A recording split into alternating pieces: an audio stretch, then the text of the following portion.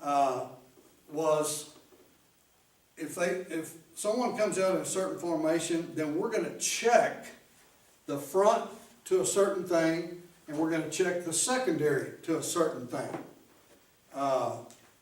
Now we made calls, don't get me wrong, we would make calls, there's times we would even call a blitz, you know. We just didn't have to very much, so we didn't mess with it a lot.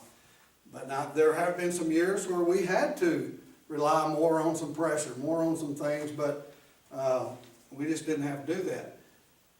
But the idea behind that was simply get them playing fast. Now, let's talk these people. Our stud end, he was a bigger, more physical, maybe stronger guy. He was a guy that not only could play against a tight end or play against a tackle as a 5 technique. They could hold his own, hold the C-gap, whichever way we were lining up. But yet had some feet that could rush the passer, that could do those things. So he was the bigger, more physical of the ends. You know, I said this would be the first guy I was going to find. The very next person I was going to find in this defensive front was this guy. We wanted this guy. He didn't have to be near as big. We wanted him to be an athlete. We wanted him to be a guy that could run. We wanted him maybe big enough if someone put 2 tights that he can stand in there and play a tight end. But you know, you don't see a whole lot of people playing 2 tight. So we wanted him to be the more athletic of the 2. Didn't have to be as big, those kind of things. So in our case, we had an old kid that could really run. I mean, and he was pretty strong. He was strong. He could run. He was a pretty good player. Then the next person, don't tell Michael this. We better tell. The next person I'm going to find is this Will linebacker. And he is going to be kind of the same relationship as these 2 ends were. He's going to be the much more athletic, much more of a runner. He's going to be involved in much more pass coverage, more things. For instance, because we're an overshifted front, when Aaron comes up on offense and they start counting, which side is he going to run to? If you were in that eye, you're gonna try to run to the less people. So we try to put the best defensive guy, best lineman type guy we've got, the fastest, most athletic guy there, and we put the best, fastest, most athletic linebacker that we have to go here. Now Cleveland, he wasn't just a great athlete, but he played hard and he could run. He could run pretty good. So that's that deal. Now, as far as the inside people, the biggest, most physical guy that we had, that still had some feet, that we were going to put at the nose. We wanted him to be a plugger, a guy that could hold up stuff in the middle. We wanted him to be able to create double teams. Whether he was playing the true shaded nose or whether he was playing the 3 technique. And also, I'll talk about each one of their technique here in just a minute if you want it. He was more of the attacker. We wanted him to come off the ball. When the ball snapped, we wanted him, if he's playing cheap, we wanted him to attack that guard, get into the V of his neck, and get into him as fast and quick as he possibly could. Now the weak side tackle could be a smaller guy, not as big.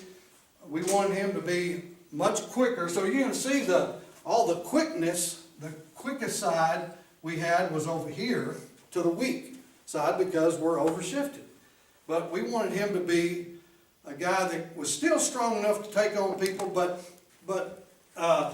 could move. And we actually, talking about a little bit of technique just to show you, we wanted him to get all the ball he could get, and when that ball's moved, he's coming, he's attacking. Now we were not penetrators. We were not going to try to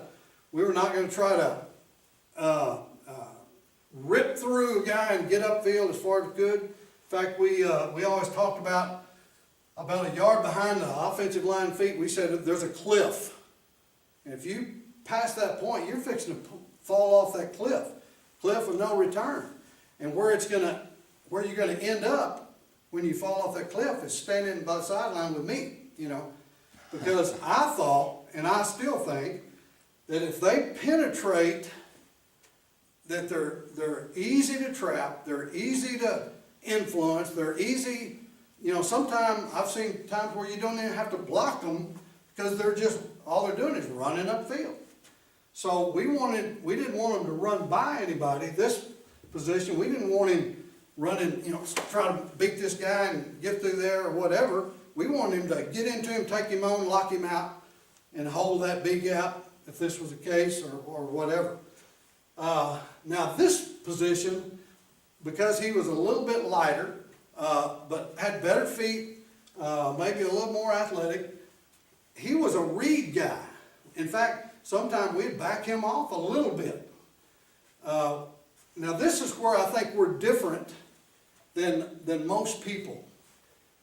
In this technique, whether it's a 4-eye or whether it's what we call a 2-eye, he was not reading guard, he's reading the man inside. Here he's reading the guard, here he's reading the center. And even sometimes past, I've even got them in a 4-point stance where they didn't have hardly any weight forward, and you know where they're not stepping forward and then out of step where they're reading. But this is just quickly. Let me just show you why we do that. If this is cheat, we tell him when that center snaps the ball, and if he goes any way, anything that's not blocking you, we wanted him closing hard and fast as he could. A lot of people thought we were slanting him. I had, I think it was, oh gosh, Alzheimer's striking me now. But Volcano Vista coach, he was over there at a track meet or something one time, and he was asking me, he said, Coach, how did y'all know to slant that guy when you did? I said, we didn't. I said, very seldom ever were we going to slant our front. For me personally, I think it's easy. When you start slanting, that offensive line, if they're coming, your motion and your movement, you're too easy to wash by, just push on by. And so for that reason, we didn't do that. But in this technique, we tell him, you're an A-gap player, but if he doesn't block you, we're going to close all the way down to the backside A-gap if we had to, but we're closing. So his technique, coach, he's getting hands on that guard via the neck. He's reading there probably will be, but we're backing him off a little bit. If he sees the center come off, I mean, he's stepping, and it's like a slant. Okay. He's stepping, but it's not a call. It's a technique. Same thing here. He's keying the guard. If that guard does any of that, he's closing. Here he's a B-gap player. If that guy doesn't block him, he's closing to an A-gap. And how often, coach, is he off the line, or did you back him up? Is that all the time? All the time. All the time he's off the ball. If he could read, we'd try to get him as tight as he could. If he could read quick, if it was a kid that couldn't read as quickly, we'd back him off a little bit. And one old kid, when I was at San Angelo Central, he was a pretty good player, but he wanted to go forward, so I put him in a 4-point stance, and even to the point that his heels nearly were on the ground, because I wanted him to go this way, you know. And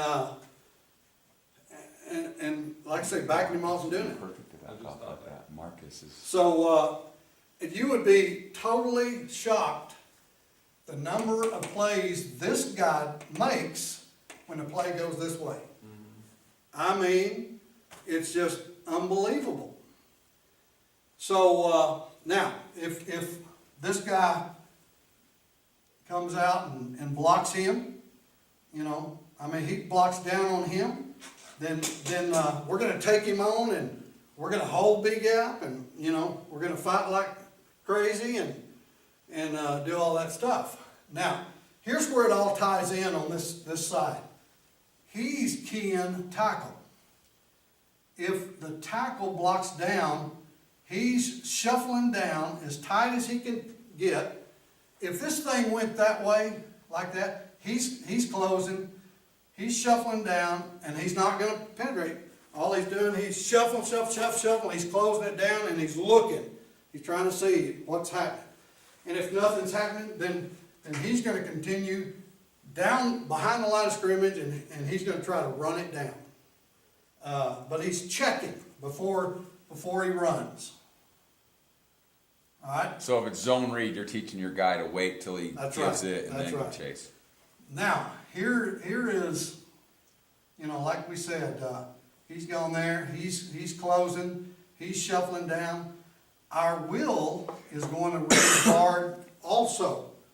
So the minute that guard went there, he's shuffling, taking a shuffle step outside, and he's ready to field. He may not step up like I've shown, but he's taking that shuffle step. So it's just a gap exchange is all it amounts to. So if the guard steps down, he takes a step opposite. He's getting out. He's getting outside. He's gonna do this first. He's doing like that in. He shuffles out. He's looking. Now, if he saw, you know, everything going this way, he's gonna shuffle first. He shuffled down. There's no threat. Now he's gonna retrace and start looking for a window. He's trying to find an open door to run through or whatever. But he better take those shuffle steps first, because of all this stuff. You know, here we go. That read option and all that stuff. We're gonna close down. We want to always have two people outside. And I'll get in secondary, and in this case, we would have three, but, so all of these guys, because we're less numbers over here, they are all reading kind of off the same thing, and they're all reacting off of what this does. Our linebackers read backs. Our linebackers read linemen, because backs, I tell them, backs will lie to you. Michael's probably heard this 1,000 times. I said, those backs will lie to you. I said, those linemen, they're good old all-American kids. Their mothers raised them right. They won't lie to you. You know, they're good, solid, trust to the earth. They don't lie. Now, every now and then they lie. But anyway, most of the time they don't. And like old Michael, when the first year we were there, he was a sophomore, and most of that team was sophomore. And we were in a game or had been in practice, and he had busted, and he'd come over, he's wanting to do right. And he said, well, Coach, I said, what did the guard do? Well, Coach, I don't know, I didn't see. But I finally made a believer out of him, and by golly, I mean, more times than not, he was gonna, he's one of the few kids that just made a great player out of lesser talent. And it all goes back to how smart he was, but how much he bought into what was doing and the whole deal. So, anyway, so that's what the weak side people do. And they basically do the same thing over here. So anytime that guard steps down and that's not a pull, the Will's gonna take a shuffle step out. That's right. Is it the same technique for the mic on the other side? No. Okay. Over here, they're, like I say, he's attacking, and in this case, he's attacking. He's going, because these are our bigger, more physical guys.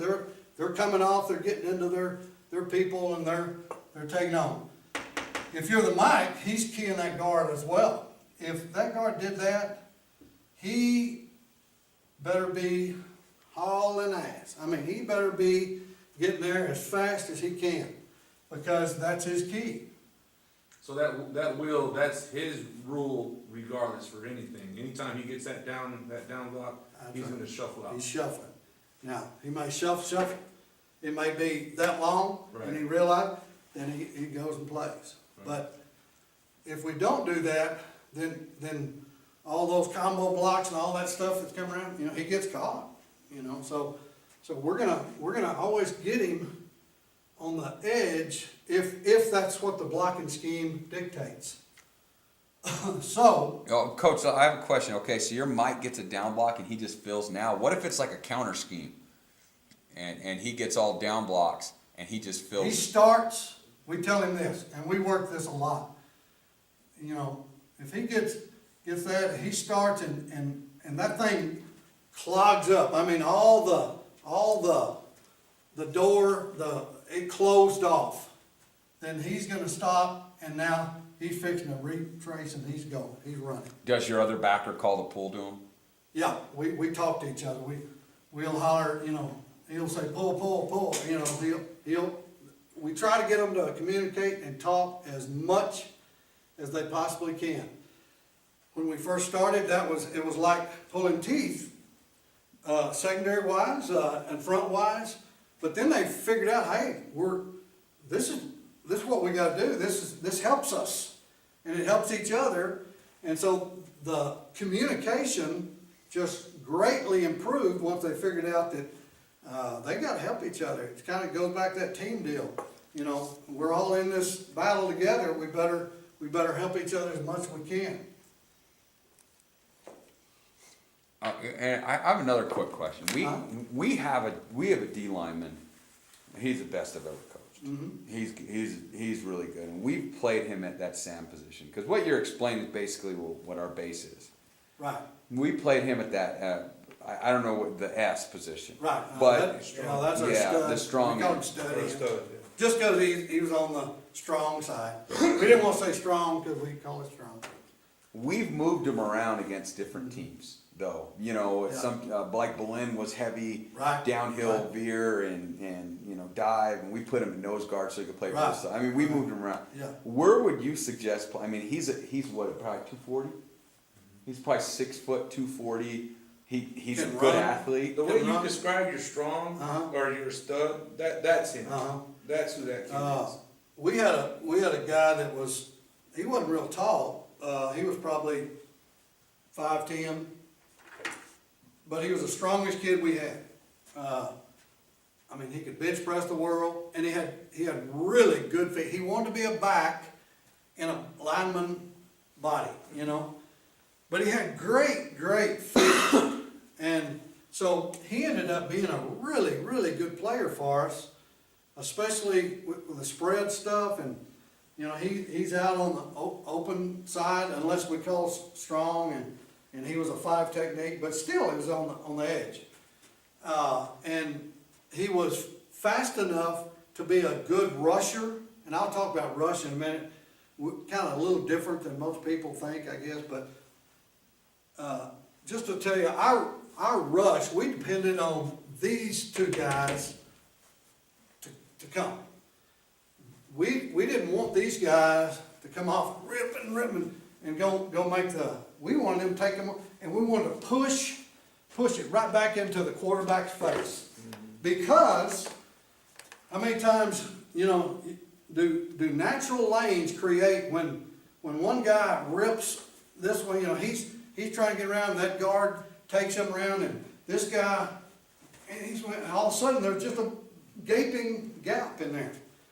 We wanted these guys to take care of pushing the offensive lineman back into the quarterback's face.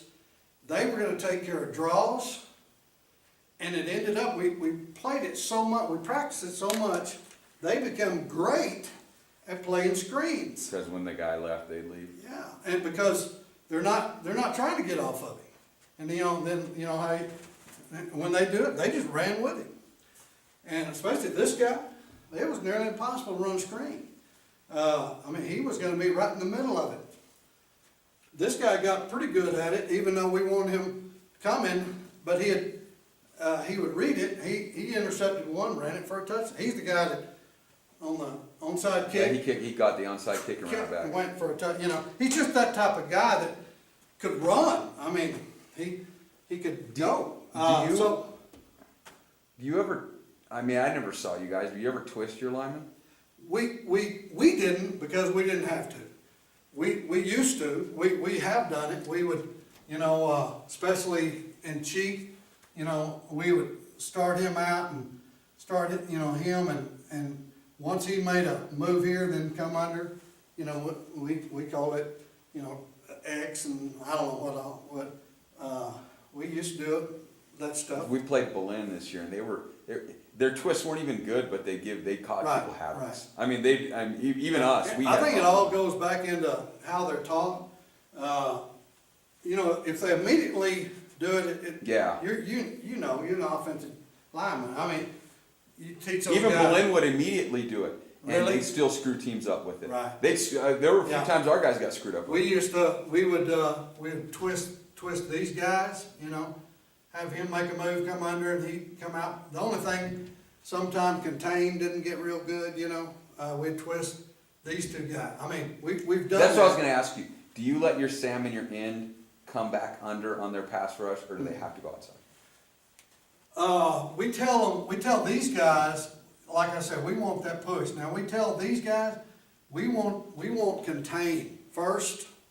Now, once you reach a point, and that offensive lineman, you're at a point where I can counter now and I can come under, but by golly, you better still have contain. Because when we get in secondary, and it's even more true with man, because everybody's turning and running away from it, and the quarterback's back there running right behind you, and you're running after this receiver, we call them, a Texas, where that was a tackle that was gonna come up, and he was coming around, and I can't even remember I'd have to stop and think about the names. But we had those, and we just never did have to do it. Probably should have. Probably against, like Rio Rancho teams that threw the ball really well. Probably should have, and it probably would have helped us, but my thing was, practice, you only have X number of minutes of practice.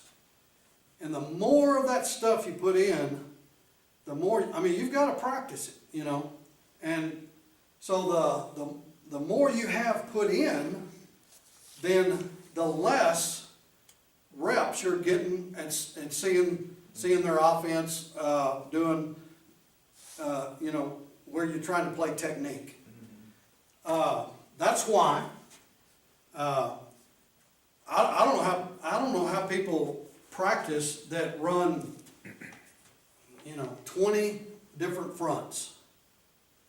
How do you practice? I don't know. I'm not smart enough. I wanted these guys to see about 5 or 6 of the best plays that our opponent was going to run at. I wanted them to see those plays 100 times if I could, through scripting and through all that stuff. Now, we did work some on some twists, and when we, Potter was our defensive line coach, and when they'd be over there, maybe they'd work some pass rush, whatever. There's times they would work some, some twists, whatever. But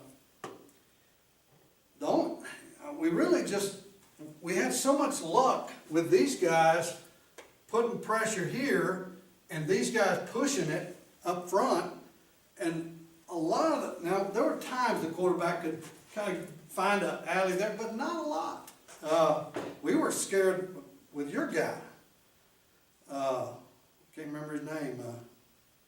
Tremendous runner. I mean, that was what I was scared to death of, was not so much the passing, but the run. You know, when you spread everybody out and you had your tailback and that quarterback, but you had two running backs back there. You know, so those were the things that concerned us. So we were more concerned about, we felt like we were good enough in the back end that if we could press this thing up front, put pressure from the outside, maybe once in a great while we'd bring some linebacker blitz, but not a lot. You know, if we felt like an offensive line was well coached, we wasn't gonna mess with it, because we weren't gonna waste time doing something that wasn't really us. It wasn't what we did. Do you guys, how much shifting do you do from strong to cheat or whatever else you're doing? The only, you mean like, You call started- one and shift it up? Yeah. The only thing that we would ever do was, if we were cheat, this is a good time to, we'd say cheat, return strong. And so, I mean, we didn't do it any of that last year I was there, but, in years past we did, where we'd return strong, where now he's gonna take that lateral step and get back to, you know, he's gonna step back into it, he's gonna step, you know, it's just a Yeah, little slant, you know. but not often you guys. Not mess much. with that. Not much. Again, something else to practice, you know? Right. And, we just, I don't know, I'm sure it's just stupidity on my part, I'm sure we could have been better.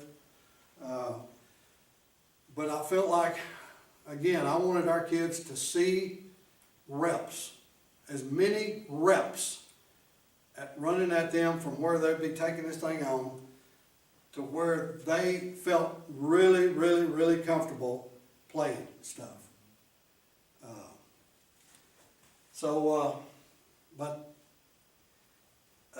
Like I said, there have been times where we didn't have movement. We had slants. We had a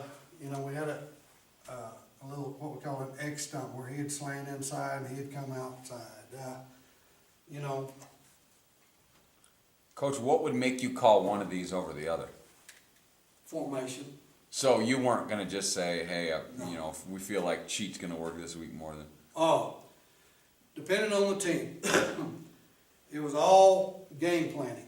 A lot of what we did was on the sideline. If I give old Michael, I said, we're running check. We're running check. That told him that when that formation broke the huddle, whatever that formation was, what our game plan for that week, that's what we were gonna check to. Now, there were times where maybe it was a field call or a boundary call or something. I would call in, I may say, cheat boundary, or, you know, short to the short side. And we were gonna line up our cheat front and roll this thing and go to the wide side. So you're running your cheat, you're gonna put the cheat to the boundary. Yeah. To the Your numbers to the boundary. Yeah. Well, that wouldn't be against this team. We'd never do that. If it's a spread team, and I'll show you in a minute why we would do that, because our secondary coverage, our coverage is tied to whether we're where this guy is, you know, and so it all kind of has to marry up. It's got to match. Right. You know, and I'll get into that here in a little bit, and why we would, and it all goes back to secondary coverage, why we would do that. If we were playing this team right here, I guarantee you, we're gonna be in that front right there. Probably nearly every play. If they came up and put two tights here and had, then our weak side safety is a Rover, and it's gonna look like that. And they're gonna play quarters, cover 4 over here. We're gonna have a safety that fills fast. He's pretty much man on him. That Rover is gonna be man on any back coming out that way if it was packed. But now that's the front we would be in right there. He's